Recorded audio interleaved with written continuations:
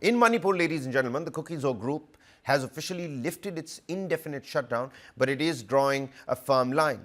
It will not accept the free movement of people between Meitei and Kuki-dominated areas.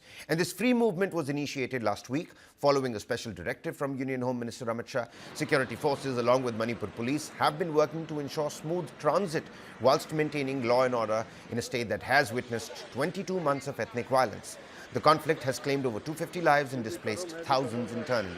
In a strong statement, the Kuki-Zo Council made it clear that whilst the shutdown is over, their fight for justice continues. It stated that, and I quote, "Until justice is duly served, the Kuki-Zo people will strongly oppose any move towards unrestricted free movement."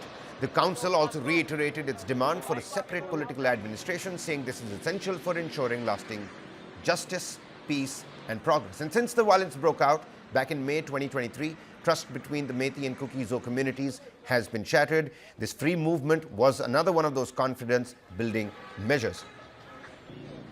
My colleague and News9's managing deputy editor, Karthikeya Sharma, joins us on the broadcast here, somebody who's been tracking very keenly this ethnic strife that we're seeing for the better part of almost 2 years now. Karthikeya, of course, a latest development that we're picking up. First and foremost, is it a case of one step forward, 2 steps backward? How does one decode this situation that we're looking at? I think it's a welcome step that the 2 highways that are being mentioned, I think 2 and 37, they are not being blocked. That's a welcome step. But I think more needs to be done because the talks that are taking place in Guwahati, or for example, the conversation which the center wants to have with the Kuki groups, that has not yielded any result. And the reason are threefold. One, there has been insistence on separate administration, which is creating a problem. Secondly, the larger issue that Manipur territorial integrity is so important to the indigenous population. So, it's not like, you are carving Chhattisgarh out of Madhya Pradesh or Uttarakhand out of Uttar Pradesh or Jharkhand out of Bihar.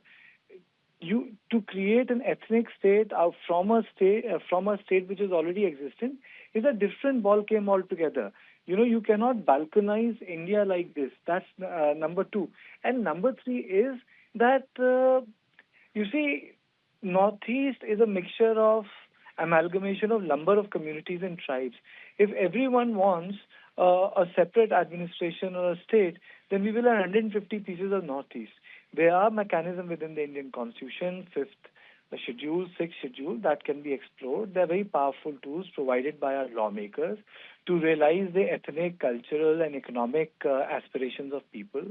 And I think it is incumbent on the Kuki-Zo leaders to come and have a conversation, because right now their demands have been met. The chief minister has been removed. The president rule has been imposed. So 2 things center has conceded. So they also need to take one step. I am not saying that they have not suffered. They have suffered. The Meiteis have also suffered. But then now the communities from the hill need to get their act together. And the Manipur is not only about the Meiteis and Kukis. Please understand there are Nagas also there. There is a Nagaland issue which is also there.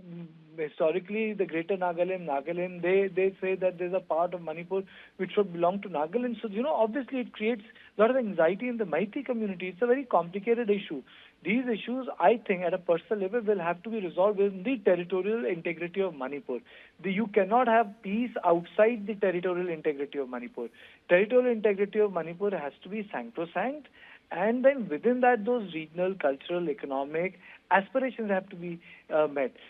And the effort by some of the leaders to internationalize the issue, referendum, and WhatsApp messages will not go down very well. It's very incorrect. It's a very wrong thing to do. I think it should be strongly discouraged. These leaders should come together. Strong action should be taken against the CSOs of all the communities who are having an important say on the internal security matter of the state. Because you see, in Manipur, Indian security has shown great restraint. We have to also appreciate that. Any other state, the restraint would not have been there. 2 years, you cannot say one action of the Indian security forces in the state of Manipur where where it was a hard-handed operation by them. So I mean to say that security is under working great stress and restraint. It needs to be appreciated, and now it is incumbent on the civil society actors to allow some maneuvering space for the center to get all the stakeholders together. I think it's incumbent. I think Kuki-Zo leaders need to come out. Their grievances have been met. They should take one step forward. All right. Well, at least that's what reports are telling us, that the shutdown is going to be lifted, but the situation, needless to say, it remains tense, just like Karthik was pointing out. The Kuki-Zo Council is calling on authorities to recognize its demands and work towards a resolution that brings justice and security to its people. Karthik, many thanks for joining us and helping us out with your insightful inputs. More literally than metaphorically, we need tires to be rolling on the ground when we're talking about confidence building measures, and the lifting of this blockade is exactly a step in that direction.